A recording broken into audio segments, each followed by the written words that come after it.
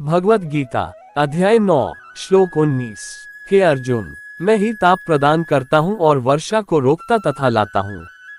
मैं अमृतत्व हूँ और साक्षात मृत्यु भी हूँ। आत्मा तथा पदार्थ, सत तथा असत दोनों मुझ ही में है। तात्पर्य: कृष्ण अपनी विभिन्न शक्तियों से विद्युत तथा सूर्य के द्वारा ताप तथा प्रकाश बिखेरते हैं। ग्रीष्म ऋतु में कृष्ण ही आकाश से वर्षा नहीं होने देते और वर्षा ऋतु में वे ही अनवरत वर्षा की झड़ी लगाते हैं। जो शक्ति हमें जीवन प्रदान करती है वह कृष्ण है और अंत में मृत्यु रूप में हमें कृष्ण मिलते हैं। कृष्ण की इन विभिन्न शक्तियों का विश्लेषण करने पर यह निश्चित हो जाता है कि कृष्ण के लिए पदार्थ तथा आत्मा में कोई अंतर नहीं है, अथवा दूसरे शब्दों में वे पदार्थ तथा आत्मा दोनों हैं। अतः कृष्ण भावनामृत की उच्च अवस्था में ऐसा भेद नहीं माना जाता। मनुष्य हर वस्तु में कृष्ण के ही दर्शन करता है। चूंकि कृष्ण पदार्थ तथा आत्मा दोनों हैं, अतः समस्त भौतिक प्राकृत्यों से युक्त यह विराट विश्व रूप भी कृष्ण है एवं वृंदावन में दो भुजा वाले वंशी वादन करते श्याम सुंदर रूप में उनकी लीलाएं उनके भगवान रूप की होती हैं। श्लोक 20। जो वेदों का अध्ययन करते तथा सोमरस का पान करते हैं, वे स्वर्ग प्राप्ति की गवेषणा करते हुए अप्रत्यक्ष रूप से मेरी पूजा करते हैं। वे पाप कर्मों से शुद्ध होकर इंद्र के पवित्र स्वर्गिक धाम में जन्म लेते हैं, जहां वे देवताओं का सा आनंद भोगते हैं। तात्पर्य: त्रैविद्या शब्द तीन वेदों साम, यजुर तथा ऋग्वेद का सूचक है। जिस ब्राह्मण ने इन तीनों वेदों का अध्ययन किया है वह त्रिवेदी कहलाता है। जो इन तीनों वेदों से प्राप्त ज्ञान के प्रति आसक्त रहता है उसका समाज में आदर होता है। दुर्भाग्यवश वेदों के ऐसे अनेक पंडित हैं जो उनके अध्ययन के चरम लक्ष्य को नहीं समझते। इसीलिए कृष्ण अपने को त्रिवेदियों के लिए परम लक्ष्य घोषित करते हैं। वास्तविक त्रिवेदी भगवान के चरण कमलों की शरण ग्रहण करते हैं और भगवान को प्रसन्न करने के लिए उनकी शुद्ध भक्ति करते हैं। भक्ति का सूत्रपात हरे कृष्ण मंत्र के कीर्तन तथा साथ साथ कृष्ण को वास्तव में समझने के प्रयास से होता है। दुर्भाग्यवश जो लोग वेदों के नामात्र के छात्र हैं, वे इंद्र तथा चंद्र जैसे विभिन्न देवों को आहुति प्रदान करने में रुचि लेते हैं। ऐसे प्रयत्न से विभिन्न देवों के उपासक निश्चित रूप से प्रकृति के निम्न गुणों के कल्मश से शुद्ध हो जाते हैं। फलस्वरूप वे उच्चतर लोकों यथा महालोक, जनलोक, तपलोक आदि को प्राप्त होते हैं। एक बार इन उच्च लोकों में पहुंचकर वहां इस लोक की तुलना में लाखों गुना अच्छी तरह इंद्रियों की तुष्टि की जा सकती है। श्लोक 21।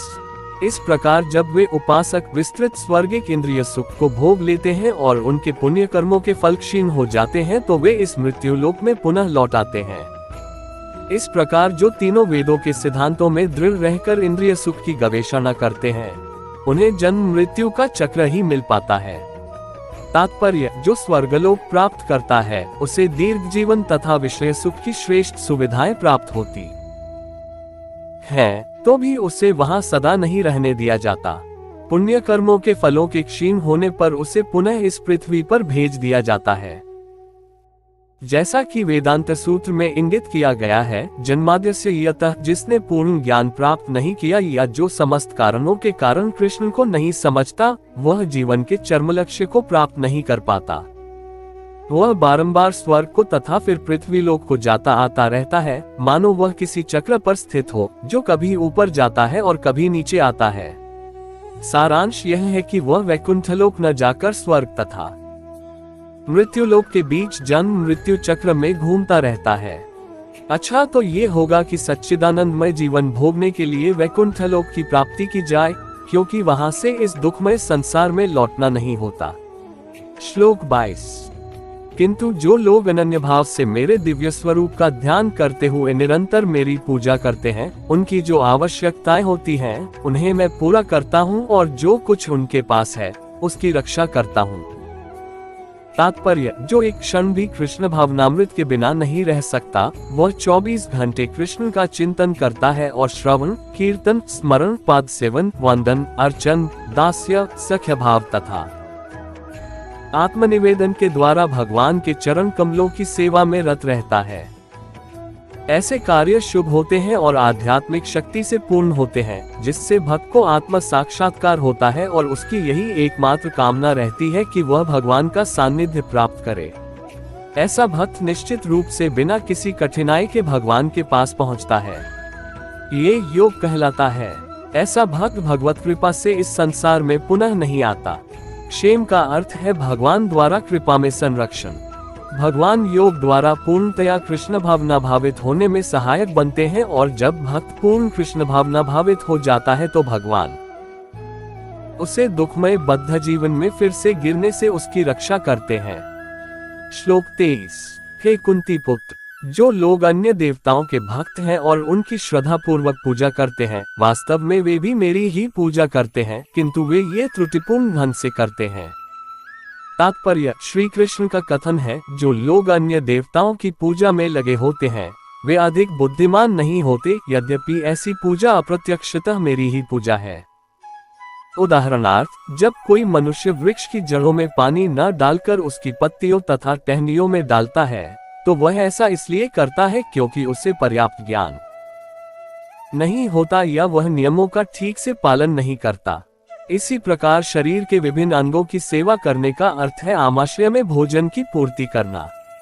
इसी तरह विभिन्न देवता भगवान की सरकार के विभिन्न अधिकारी तथा निर्देशक हैं। मनुष्य को अधिकारियों या निर्देशकों द्वारा नहीं अपितु सरकार द्वारा निर्मित नियमों का पालन करना होता है। इसी प्रकार हर एक को परमेश्वर की ही पूजा करनी होती है। इससे भगवान के सारे अधिकारी तथा निर्देशक स्वतः प्रसन्न होंगे। अधिकारी तथा निर्देशक तो सरकार के प्रतिनिधि होते हैं, अतः इन्हें घूस देना अवैध है। यहाँ पर इसी को अवैध पूर्वकम कहा गया है। दूसरे शब्दों में कृष्ण अन्य देवताओं की व्यर्थ पूजा का समर्थन नहीं करते। श्लोक 24। मैं ही समस्त यज्ञों का एकमात्र भोक्ता तथा स्वामी हूँ। अतः जो लोग मेरे वास्तविक दिव्य स्वभाव को नहीं पहचान पाते वे नीचे गिर जाते हैं।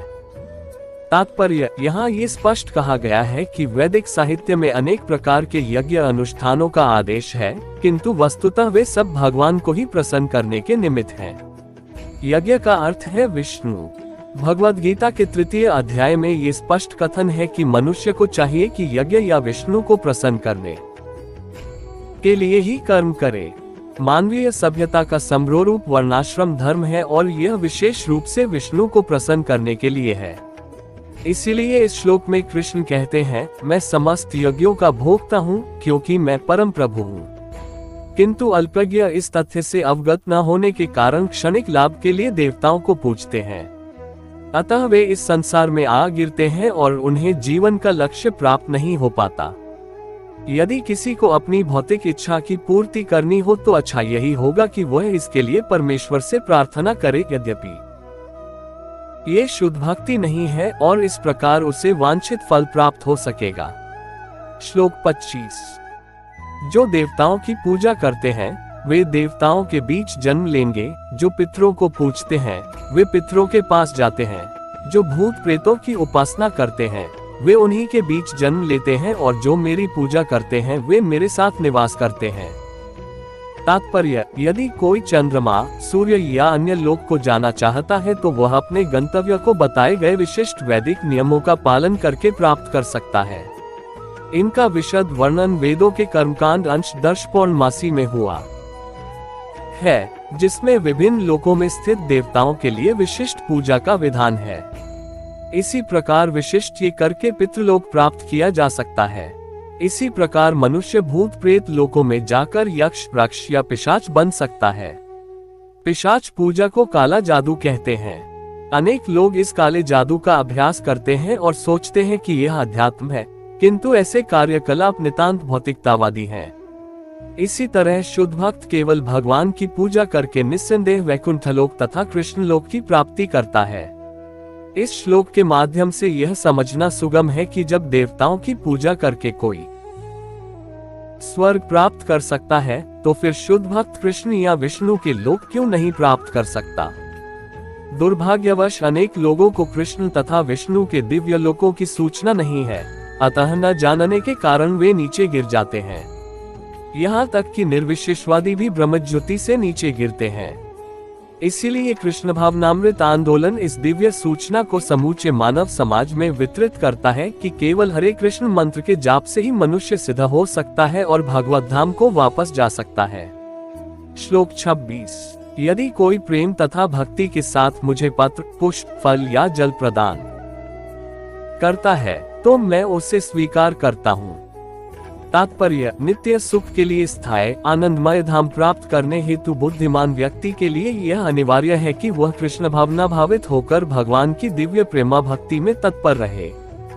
ऐसा आश्चर्यमय फल प्राप्त करने की विधि इतनी सरल है कि निर्धन से निर्धन व्यक्ति को योग्यता का विचार किए बिना इसे पाने का प्रयास करना चाहिए। इसके लिए एकमात्र योग्यता इतनी ही है कि वह भगवान का शुद्ध भक्त हो। इससे कोई अंतर नहीं पड़ता कि कोई क्या है और कहाँ स्थित है। यह विधि इतनी सरल है कि यदि प्रेम पूर्वक एक पत्ती, थोड़ा सा जल या फल ही भगवान को अर्पित किया जाता है तो भगवान उसे सहर्ष स्वीकार करते हैं। अतः किसी को भी कृष्ण भावनामृत से रोका नहीं जा सकता, क्योंकि यह सरल है और व्यापक है। ऐसा कौन मूर्ख होगा जो इस सरल विधि से कृष्ण भावना भावित नहीं होना चाहेगा और सच्चिदानंदमय जीवन की परम सिद्धि नहीं चाहेगा। कृष्ण को केवल प्रेमा भक्ति चाहिए और कुछ भी नहीं। कृष्ण तो अपने शुद्ध भक्त से एक छोटा सा फूल तक ग्रहण करते हैं, किंतु अभक्त से वे कोई भेंट नहीं चाहते। उन्हें किसी से कुछ भी नहीं चाहिए, क्योंकि वे आत्मतुष्ट हैं। तो भी वे अपने भक्त की भेंट प्रेम तथा स्नेह के विनिमय में स्वीकार करते हैं। कृष्ण भावनामृत विकसित करना जीवन का चरम लक्ष्य है। इस श्लोक में भक्ति शब्द का उल्लेख 2 बार यह घोषित करने के लिए हुआ है कि भक्ति ही कृष्ण के पास पहुंचने का एकमात्र साधन है। किसी अन्य शर्त से, यथा ब्राह्मण, विद्वान, धनी या महान विचारक होने से कृष्ण किसी प्रकार की भेंट लेने को तैयार नहीं होते। भक्ति ही मूल सिद्धांत है, जिसके बिना वे किसी से कुछ भी लेने के लिए प्रेरित नहीं किए जा सकते। भक्ति कभी हेतुकी नहीं होती, यह शाश्वत विधि है। यह परमब्रह्म की सेवा में प्रत्यक्ष कर्म है। ये बतलाकर कि वही एकमात्र भोक्ता, आदि स्वामी और समस्त यज्ञ भेंटों के वास्तविक लक्ष्य हैं। अब भगवान कृष्ण ये बताते हैं कि वे किस प्रकार की भेंट पसंद करते हैं। यदि कोई शुद्ध होने तथा जीवन के लक्ष्य तक पहुंचने के उद्देश्य से भगवत भक्ति करना चाहता है तो उसे चाहिए कि वह पता करे कि भगवान उससे क्या चाहते हैं। कृष्ण से प्रेम करने वाला उन्हें उनकी इच्छित वस्तु देगा और कोई ऐसी वस्तु भेंट नहीं करेगा जिसकी उन्हें इच्छा न हो या उन्होंने न मांगी हो। इस प्रकार कृष्ण को मांस, मछली तथा अंडे भेंट नहीं किए जाने चाहिए। यदि उन्हें इन वस्तुओं की इच्छा होती तो वे इनका उल्लेख करते। उल्टे वे स्पष्ट आदेश देते हैं कि उन्हें पत्र, पुष्प, जल तथा फल अर्पित किए जाएं और वे इन्हें स्वीकार करेंगे। अतः हमें ये समझना चाहिए कि वे मांस, मछली तथा अंडे स्वीकार नहीं करेंगे। शाक, अन्न, फल, दूध तथा जल ये ही मनुष्यों के उचित भोजन है और भगवान कृष्ण ने भी इन्हीं का आदेश दिया है। इनके अतिरिक्त हम जो भी खाते हों वह उन्हें अर्पित नहीं किया जा सकता, क्योंकि वे उसे ग्रहण नहीं करेंगे। यदि हम ऐसा भोजन उन्हें अर्पित करेंगे तो हम प्रेमा भक्ति नहीं कर सकेंगे। तृतीय अध्याय के 13वें श्लोक में श्री कृष्ण बताते हैं कि यज्ञ का उच्छिष्ट ही शुद्ध होता है। अतः जो लोग जीवन में प्रगति करने तथा भवबंधन से मुक्त होने के इच्छुक हैं, उन्हें इसी को खाना चाहिए।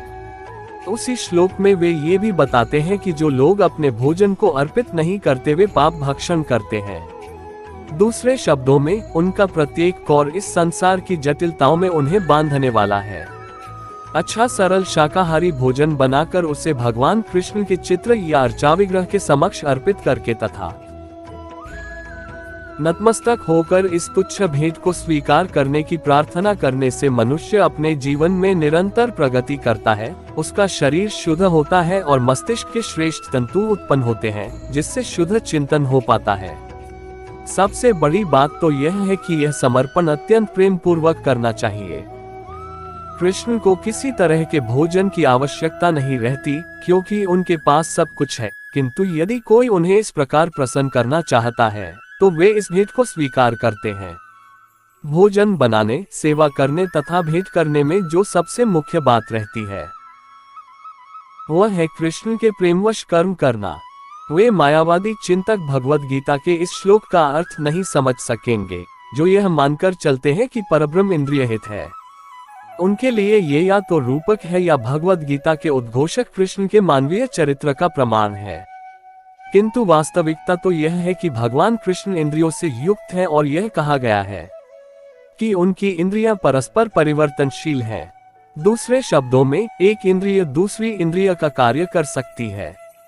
कृष्ण को परम ब्रह्म कहने का आशय यही है।